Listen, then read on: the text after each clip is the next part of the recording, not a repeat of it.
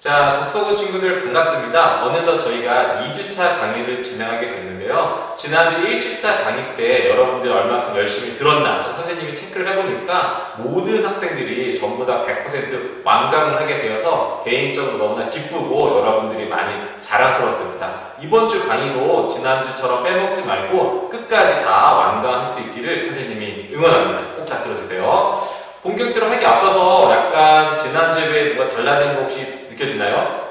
잘 못 느끼겠죠. 느꼈으면 좋겠는데 학교에서 여러분들이 동영상 강의를 잘 찍으라고 조명을 2개 설치를 해줬어요. 그래서 선생님 여러분들 안 보겠지만 이 부분과 이 부분에 지금 조명이 2개 설치되어 있거든요. 그래서 개인적으로 약간 눈이 부시긴 한데 선생님이 조금 더 화사하게 나오고 여러분들이 화면을 조금 더 밝고 깨끗하게 볼 수 있는 환경이 됐으면 좋겠습니다. 그래서 보시면 여기 약간 조명의 이런 빛이 보일 수 있어요. 조금은 불편할 수 있는데 전체적으로 좀 더 밝게 나올 수 있으니까 그 정도 좀 양해 부탁해 주시고요. 이번 주 강의도 한번 힘차게 달려가 보도록 하겠습니다. 자, 이번 주에 배울 내용은 생물의 특성입니다. 여러분들 생명과학이라는 건 뭘까요? 그쵸? 지난 시간에 배웠지만 생명과학의 기본은 생물체에 대해서 연구하고 공부하는 학문입니다. 그렇다면 우리가 생명과학을 본격적으로 공부하기에 앞서서 도대체 뭐를 생물이라고 부르는지 그것을 한번 정의하고 넘어가야겠죠? 그래서 오늘 배울 것은 우리가 생물이라 부르는 것들의 6가지 특성에 대해서 한번 배워보도록 하겠습니다. 6가지가 좀 많아 보일 수 있지만 상당히 어렵지 않고 굉장히 쉬운 내용이니까요. 잘 따라오길 바랄게요. 자, 먼저 출제 경향을 좀 살펴볼까요? 생물의 특성은 과거의 이전 교육 과정의 초반부에는 수능의 단골로 많이 출제가 됐던 파트였습니다. 하지만 후반부로 넘어가면서 점점점 비중이 좀 줄면서 수능에는 좀 자취를 감춘 지 좀 된 내용이긴 해요. 하지만 우리는 내신 공부해야 되니까 잘 보시고요. 더 나아가서 여러분들 교육 과정이 바뀌면서 내용이 많이 축소가 됐죠. 그렇기 때문에 과거에 많이 출제가 되지 않았던 것들도 충분히 출제가 될 수 있습니다. 그래서 한때 많이 출제됐던 이 부분이 충분히 수능에서도 나올 수 있겠다고 선생님 예측이 되기 때문에 꼼꼼하게 체크해 주시고요. 많이 어렵지 않으니까 겁먹지 말고 잘 보시길 바랍니다. 자, 생물의 특성에 대해서는 한 가지 짚고 먼저 넘어갈게요. 중요한 내용이긴 한데 생물의 특성이 과거에 수능 문제에 출제됐을 때 어떤 모습으로 많이 출제가 됐었냐면요. 생물의 특성은 예시로서 많이 출제가 됐었습니다.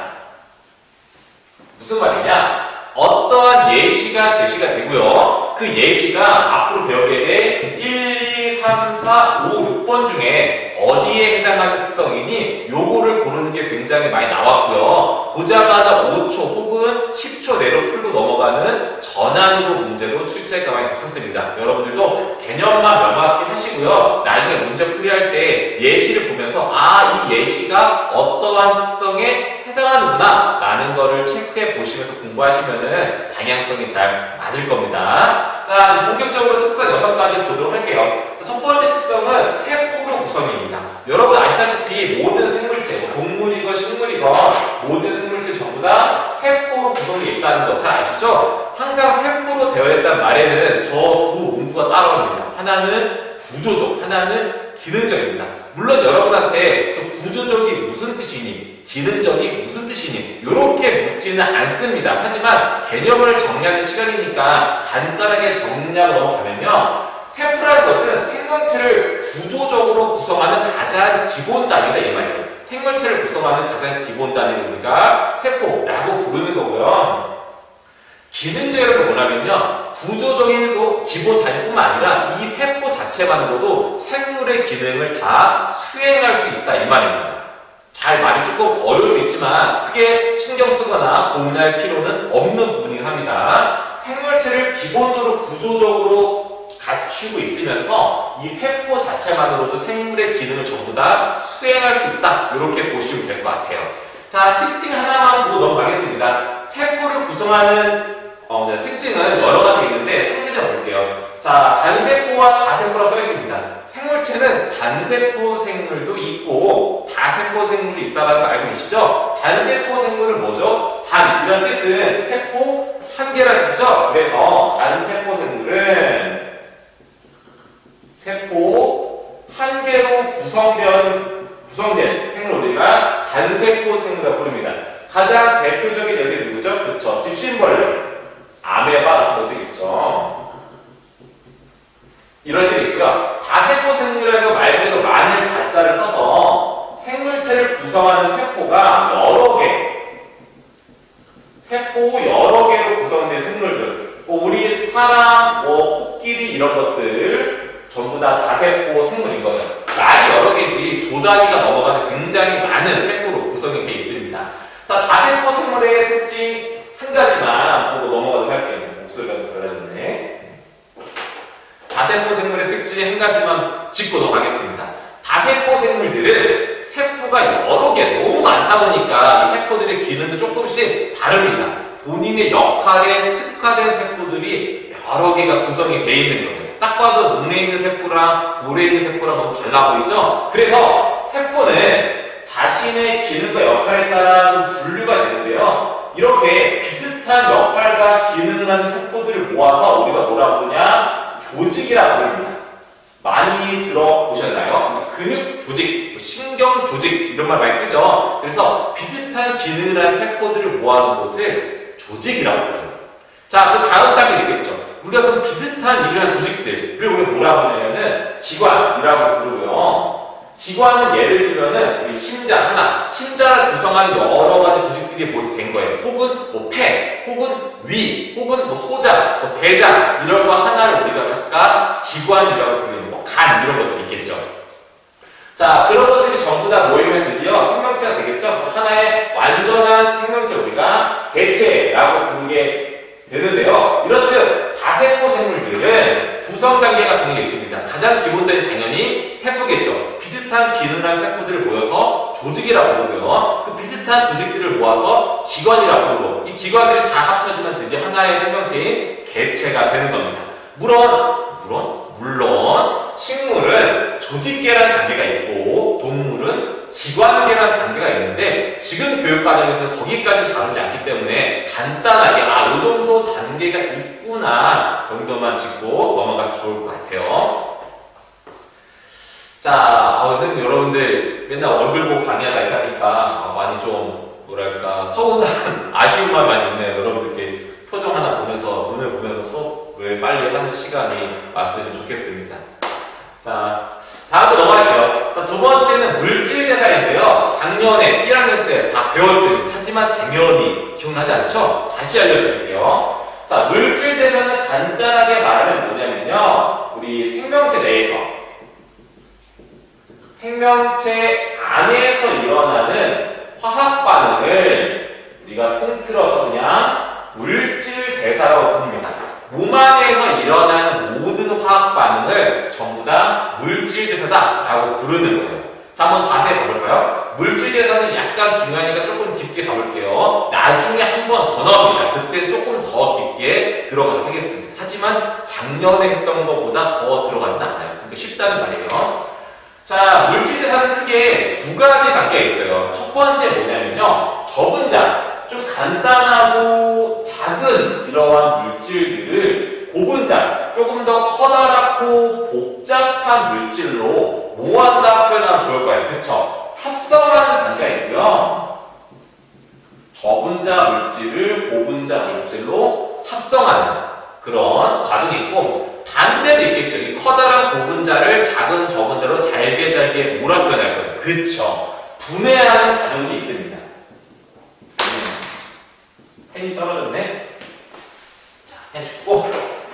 자, 그래서 물질대사는 간단한 저분자를 고분자로 합성하는 단계와 복잡한 고분자를 간단한 저분자로 분해하는 단계가 있는데 여기서 이 합성하는 물질대사에서 합성하는 거를 조금 어려운 말로 뭐라고 부르냐? 동화작용이라고 부릅니다. 동화작용.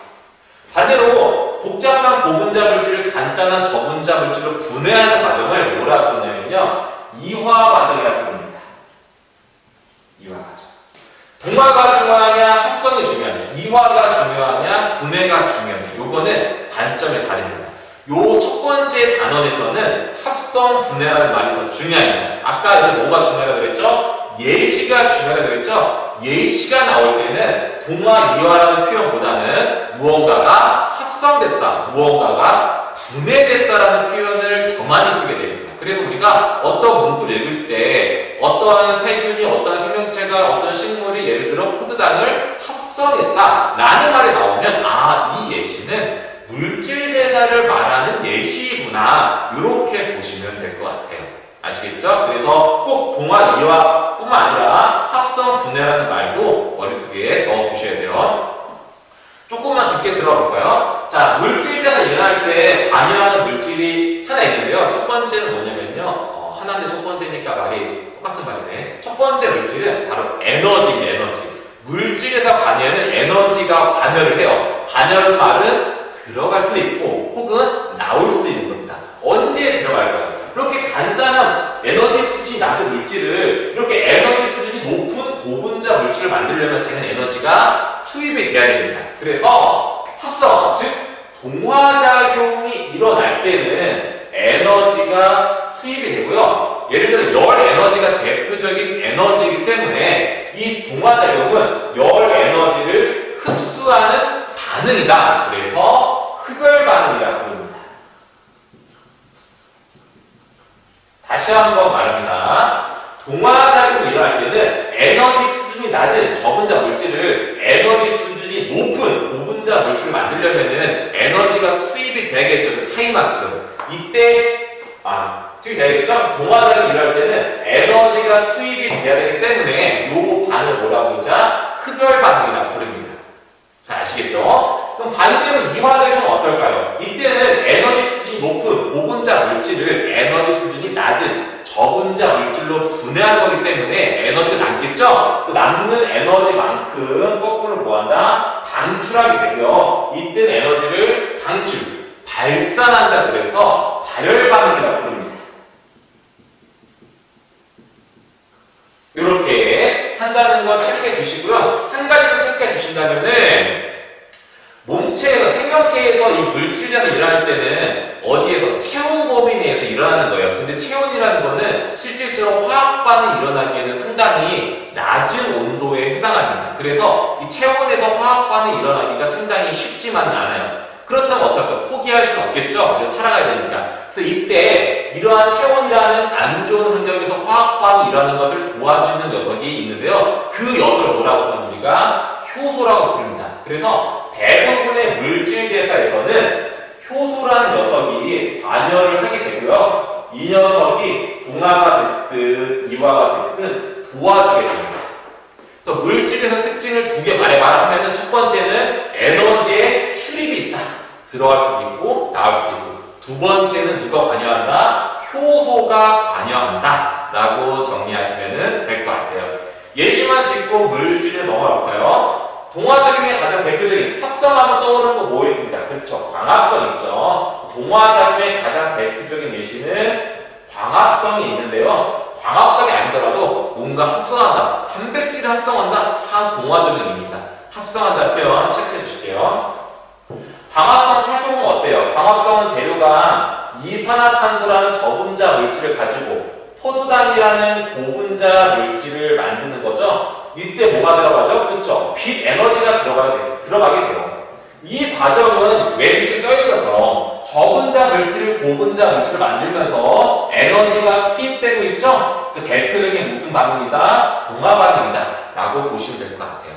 자, 이화작용은 뭐였어요? 우리 광합성 하면은 항상 떠오르는 라이벌 같은 존재. 그렇죠. 세포 있죠. 그래서 이화작용의 가장 대표적인 예시에는 세포흡이 있습니다. 세포흡 살펴볼까요? 세포흡은 우리 광합성과 정반대로서 이런 포도당 같은 고분자 물질을 가지고 이산화탄소와 물 같은 저분자 물질을 만든 거죠. 이러면서 뭐가 나오나요? 그렇죠. 여기도 열이나 나중에 배우겠지만 ATP 같은 에너지가 방출이 되죠. 이렇듯 고분자 물질, 저분자 물질을 만들면서 에너지를 방출하는 반응, 이 과정 우리가 이화작용이라고 부르게 되는 거예요. 자, 아시겠죠? 물질 대사는 중요한 내용이니까 한번 잘 체크해 주시고요. 나중에 또 나오니까 그때 한 번 더 깊게 보도록 하겠습니다. 자, 그 다음 넘어갈게요. 근데 이렇게 하면은 너무 많은 거 아닙니까? 라고 생각이 들 수 있는데 이만큼 내용이나 양이 비슷해요. 그러니까 너무 포기 포기하지 마시고 힘들면 잠깐 멈추고 쉬다가 보세요. 알겠죠? 하지만 끝까지 꼭 가야 된다는 거 잊지 마세요. 선생님이 실제 수업 시간이었으면 약간 뭐 옛날 얘기도 해주고 뭐 재밌는 얘기도 해주고 그러면서 약간 환기도 시키고 여러분들끼리 활동도 하면서 좀 그렇게 진행이 되면 참 좋고 재밌는데 이렇게 일방적인 강의를 할 수밖에 없어서 많이 안타깝긴 하네요. 그래도 좀 힘내시고 같이 보도록 할게요.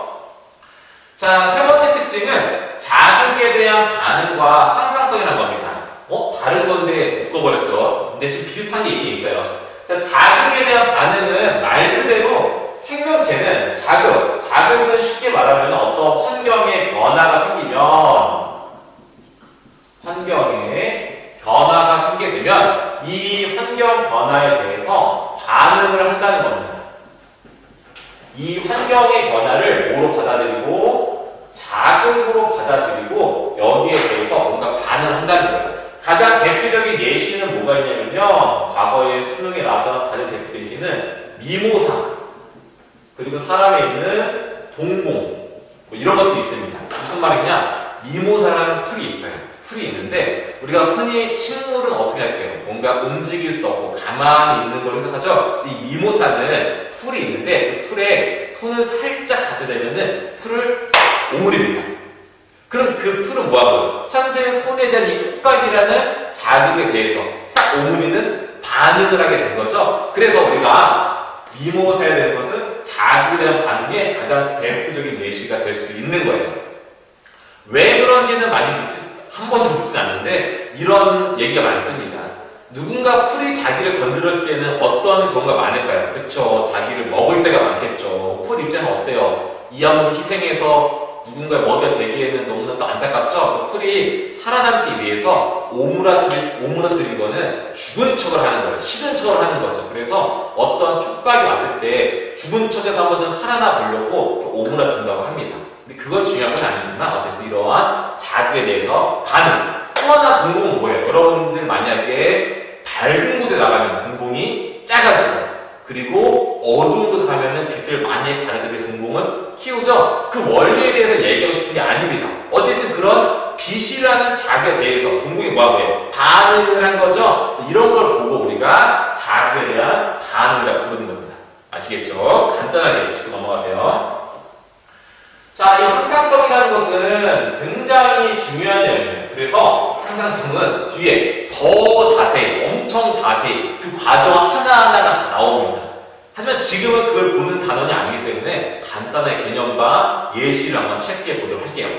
자, 먼저 항상성이 뭐냐? 항상 성질이 있는 거예요. 왜 항상? 뭔 성질이 있지? 생각이 들겠죠? 항상성이라는 건 뭐냐면은 항상성은 외부 환경, 체외 환경이 변하더라도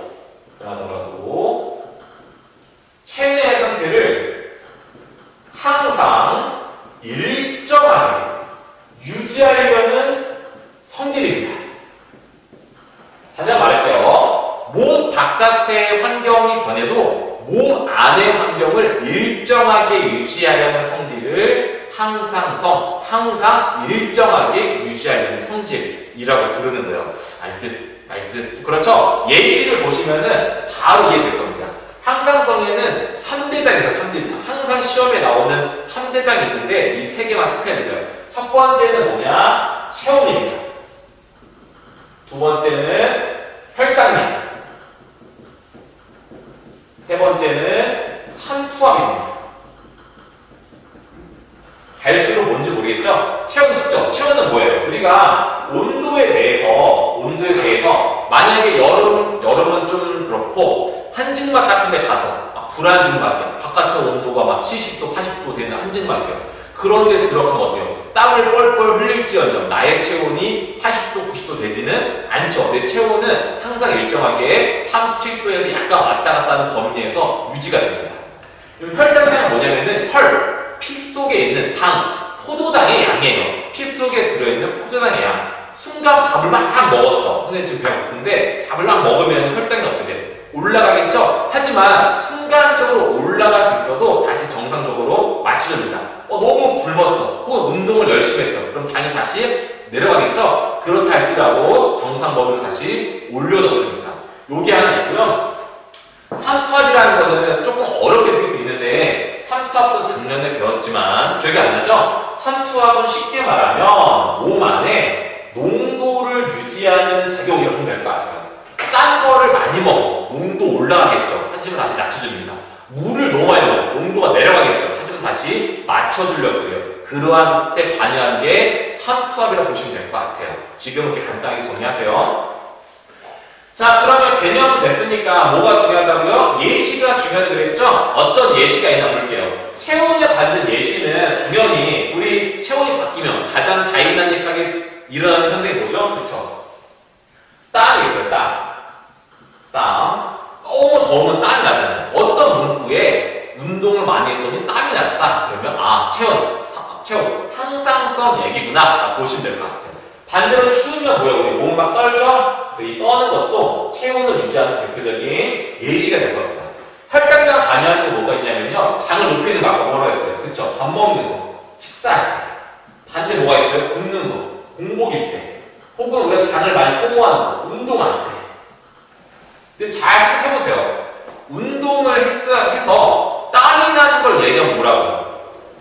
체온이에요. 운동했는데 당 얘기를 하면은 혈당량이에요. 근데 여러분들 실질적으로 이게 체온이니 혈당량이를 이 단원에서 구분하지 않습니다. 그러니까 너무 걱정할 필요 없으냐? 항상성으로 퉁쳐도 지금은 괜찮아요. 나중에 배울 때, 좀 자세히 배울 때는 그때 구분해도 큰 상관없습니다. 너무 걱정하지 마세요. 자, 온도 바뀐다가 뭐가 있었죠? 그러니까 짠 음식 먹을 때. 짠 음식 먹을 반대는 뭐라고요? 물을 많이 마실 때. 그리고 정말 중요한 건 뭐냐면요. 오줌의 오줌. 갑자기 왜 점점점 할 수 있는데 여러분들 이 산투압을 가장 많이 다이나믹하게 조절하는 녀석은 오줌량을 가지고 조절하거든요. 지금 그 과정은 얘기하지 않겠지만 그래도 오줌이 나오면은 99%다 산투압 얘기입니다. 그렇게 보시면 될 것 같아요. 자, 세 번째도 마치고요. 네 번째 바로 볼게요. 자, 네 번째는 발생과 성장인데 세 번째 다음부터 이 발생과 성장, 생식과 유전, 전과 진화는 솔직히 구별할 필요는 없습니다. 어떤 게 발생이고 어떤 게 성장이니 이렇게까지 구별해서 볼 개념을 정리할 필요까지 없이 그냥 뭉뚱그려 보셔도 돼요. 구분이 나오지 않으니까요. 근데 지금은 개념 정리니까 한번 구분해서 정리를 하도록 할게요. 자, 발생이란 건 뭐냐면요. 발생이라는 것은 우리가 수정란이 세포분을 통해 하나의 개체가 되는 수정란은 뭐죠? 사람을 따지면 정자, 난자가 만나는 세포 하나죠? 그 세포 하나가 막 분열해가지고 결국 아기가 되잖아요. 그쵸? 이 수정란이 아기가 되는 과정을 우리가 발생이라고 불러요. 조금 더 쉽게 얘기하면은 방금도 쉬웠던 것 같은데 한 가지 더 예시를 들면은 여러분 혹시 어렸을 때 그 올챙이송 혹시 기억나요? 추억의 그 올챙이송 개울가에 올챙이 한 마리 꼬물꼬물 헤엄치다 뒷다리가 쑥 앞다리가 쑥 팔딱팔딱 개구리가 되는 굉장히 다이나믹한 이해가 담긴 노래인데 그것도 발생이에요. 수정란, 개구리 알은 수정란이잖아요. 그게 이제 점점 올챙이를 거쳐 뒷다리가 나오고 앞다리가 나오고 꼬리가 짧아지면서 아기 개구리, 어린 개구리가 됐겠죠? 그 과정이 바로 발생이라고 부릅니다. 자, 생장은 뭐냐? 여러분도 지금 생장하고 있나요? 선생님도 생장하고 있습니다. 선생님은 생장을 굉장히 다이나믹하게 많이 했어요. 지난 겨울방학부터 많이 했는데 선생님은 위로 생장은 끝났고 옆으로 생장을 엄청나게 했습니다. 그래서 그 생장 좀 그만했으면 좋겠는데 지금도 생장을 많이 하고 있어요. 자, 생장은 뭐냐면요. 발생을 거쳐서 이제 어린 아기가 태어났죠. 이 어린 개체가 쉽게 말하면 아기가 어른이 되는 성체가 되는 과정 우리가 생장이라고 부릅니다. 하나의 완벽한 개체가 태어났고요. 아까 말한 그 아기 개구리가 어른 개구리 덩치를 키워가는 과정 우리가 생장이라고 부르게 돼요. 많이 어렵지는 않고 막 구별할 필요는 솔직히 없습니다. 그냥 커가는 과정이구나 보셔도 괜찮을 것 같아요. 자, 한 가지 특징만 적용할게요. 많이 실수하는 거 뭐냐면은 발생이든 생장이든 뭔가 커가는 느낌이긴 한데 생물체가 커가는 것은 반드시 세포 분열을 통해 커가야 됩니다. 단순하게 덩치를 키운다보다 발생 생장이라 부르진 않고요. 반드시 세포 분열을 통해서 덩치를 키워야지만 상황에 따라 발생 혹은 생장이라 부르는 거죠. 바꿔 말하면 이게 아니면은 세포 분열이 아니고 그냥 단순한 크기가 증가하는 경우는, 이런 경우는 우리가 생장이라고 부르지 않게 돼요. 대표적인 예시가 뭐가 있냐면, 그쵸, 우리 석주가 있죠? 그래서 뭐 석수랄까요? 뭐 석순, 석주, 뭐 조문석 이런 것도 있죠? 그래서 석순이 뭐예요? 석회동굴 이렇게 있을 때 위에서 물방울이 또 떨어지는 게 다시 결정화돼서 이렇게 만들어지는 게 석순이죠? 얘도 엄밀히 따지면 어때요? 덩치를 키워가잖아요. 조금씩 덩치를 키워가고 있지만 얘는 단순히 위에서 떨어진 물질이 차곡차곡 쌓여서 커가는 거지 세포 분열을 하는 것은 아닙니다. 그래서 생장도 덩치를 키워가고 이 녀석도 덩치를 키워가는 건 맞지만 얘는 생장이라 부르고 얘는 생장이라 부르지 않습니다. 아시겠죠? 생물체도 아니잖아요. 그거만 주의하시면 어렵지 않을 거예요. 자, 다음 넘어갈게요. 다음은 이제 생식과 유전. 거의 이제 막바지 같네요. 생식과 유전인데, 생식은 쉽게 말하면 뭐냐면요. 생식한다면은 자손을 만드는 걸 우리가 생식이라고 부르게요. 자손을 만드는 생식. 아빠 코끼리가, 아빠는 좀 이상한가? 엄마 코끼리가 아기 코끼리를 낳았든가, 엄마 송아지가 아기 송아지를 낳는 거 생식이라 부릅니다. 너무 간단하죠? 너무 간단하니까 그런 말은 잘 시험에 나오진 않습니다. 시험 문구에 엄마 사자가 아기 사자를 낳았습니다. 이렇게 내기에는 조금 유치해서 그런지 그렇게들 나오지 않고요. 뭐가 많이 나오냐? 넘어가서 이 녀석, 이 단세포 생물 혹은 무성생식이 조금 더 시험 잘 나옵니다. 무성생식은 딱히 지금 얘기하지 않을게요. 예시로 바로 얘기할게요. 이 생식에 잘 나오는 예시는 뭐냐면요. 누가 나왔습니다. 그것보다는 단세포 생물들이 하는 이분법 혹은 분열법. 이분법은 옛날 말이죠. 분열법. 그리고 효모나 히드라 녀석들이 자기 몸에 조그만 걸 만들고 점점 더 띄어내는 추락법. 요게 대표적으로 많이 나오게 됩니다. 영양생식은 잘 나오진 않고요. 이 분열법과 추락법이 잘 나오고요. 이 분열법과 추락법 보면은 얘를 보다 생식에 관한 예시구나 라고 체크해 두시면 될 것 같아요. 아시겠죠? 직접 나왔다기보다는 이 분열법과 추락법을 더 잘 보시면 될 것 같습니다.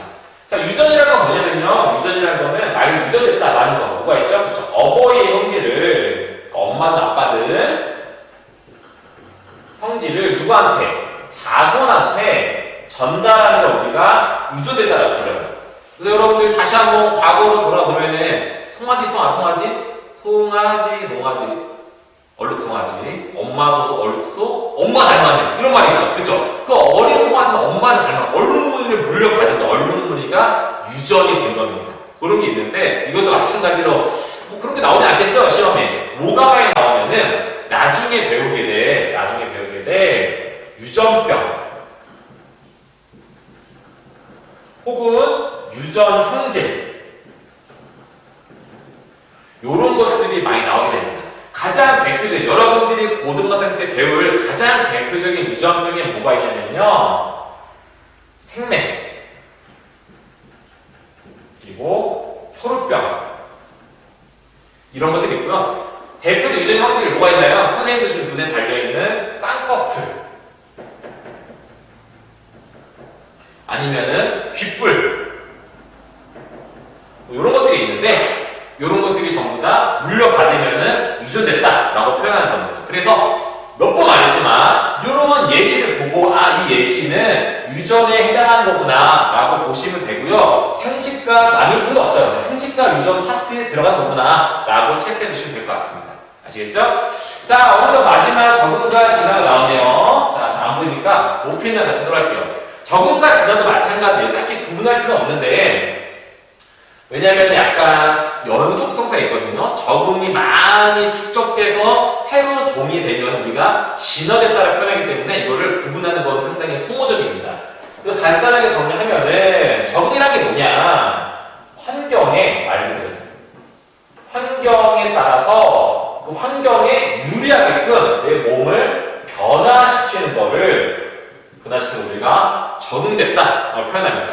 환경이 막 변하는데 그 환경이 좀 더 잘 살기 위해서 나의 몸을 변화시킨 걸 우리가 적응이라고 부르게 되고요. 이게 오랜 시간 축적이 되고 그래서 완전히 새로운 종으로 바뀌면은 그 과정을 우리가 진화됐다라고 표현합니다. 완전 새로운 종으로 바뀌어버리면 우리가 그 단계를 진화됐다라고 표현해요. 마찬가지로 예시가 좀 중요하겠죠. 자, 대표적인 예시에 뭐가 있냐면요. 환경에 따라 변했던 가장 대표적인 예시에는 선인장. 너무나 건조하고 뜨거운 환경이니까 잎을 가시로 만들었죠. 이거는 잎에서 물이 빠져나가는 증발 현상을 막기 위해, 증산작용을 막기 위해서 잎을 최소화했다 이런 건데 그건 알 필요 없고 어쨌든 환경에 따라서 내 몸을 좀 바꿨다, 적응했다 표현하고요. 또 시험에 잘 나오는 건 뭐 있냐면요. 여우. 뭐야, 여우? 왜 여우? 왜냐면은 그냥 여우가 아니라 지역에 따라 추운 데 사는 여우와 더운 데 사는 여우. 추운 데 사는 여우는 덩치가 크고 말단부가 작은데 더운 데 사는 여우는 덩치가 작고 말단부가 엄청 크죠? 귀도 뾰족하고 그렇잖아요. 그런 것들이 같은 여우인데 사는 환경에 따라서 몸이 좀 다르잖아요. 적응됐다고 표현합니다. 그리고 마지막으로 이 진화치면서 가장 많이 나오는 게 뭐냐면요. 돌연변이에요. 돌연변이는 부모 세대와 다르게 유전자가 아예 바뀐 거거든요. 그래서 이 돌연변이가 축적되고 돌연변이에 의해서 새로운 종이 나오는 경우가 상당히 많습니다. 새로운 종이 출현하는 가장 핵심적인 조건 중에 하나가 돌연변이가 될 수 있는 거죠. 그래서 이 돌연변이가 나와도 적응과 진화에 해당하는 파트니까요. 잘 보시면 될 것 같아요. 자, 네, 이렇게 해서 우리 생물의 특성 6가지에서 한번 배워봤는데요. 선생님이 이거를 2개로 나눠서 다시 한번 보도록 할게요. 하나는 개체 유지 현상, 또 하나는 종족 유지 현상입니다. 개체 유지 현상은 말 그대로 개체, 하나의 개체를 유지하는 데에 관련된 특성이고요. 종족 유지 현상은 여러 개체가 모인 이 집단을 유지하는 데에 관련된 현상입니다. 자, 여기서 어디까지가 개체 유지 현상이냐면요. 바로 이 4번까지입니다. 이 4번까지, 즉 세포로 되어 있다 물질대사, 자극에 대한 반응, 항상성, 발생과 생장까지는 우리가 개체 유지 현상이라 부르고요. 자, 나머지 생식과 유전, 적응과 진화는 말 그대로 우리 종족을 유지하는 데 물려주는 것, 자녀 낳는 것 전부 다 그런 거죠. 그래서 이건 우리가 종족 유지 현상이라고 부르게 됩니다. 자, 이렇게 해서 우리 생물의 특성 6가지 전부 다 살펴봤습니다. 내용이 조금 많을 수 있는데 하나하나를 깊게 들어가지 않았기 때문에 여러분들 쉽게 볼 수 있을 거라고 믿고요. 자, 개념 강의는 여기서 마치도록 할게요. 다음 이어지는 우리 교과서 정리 강의 그리고 문제풀이 강의까지 들어야지만 출석 체크 100% 된다는 거 잊지 않으셨죠? 그러니까 이번에도 다음 강의, 그 다음 강의까지 순차적으로 듣기를 바랄게요. 여러분들 선생님 비켜주시니까 혹시 필기할 친구들은 필기하고 잘 정리하시길 바랍니다. 여기서 마치겠습니다. 안녕.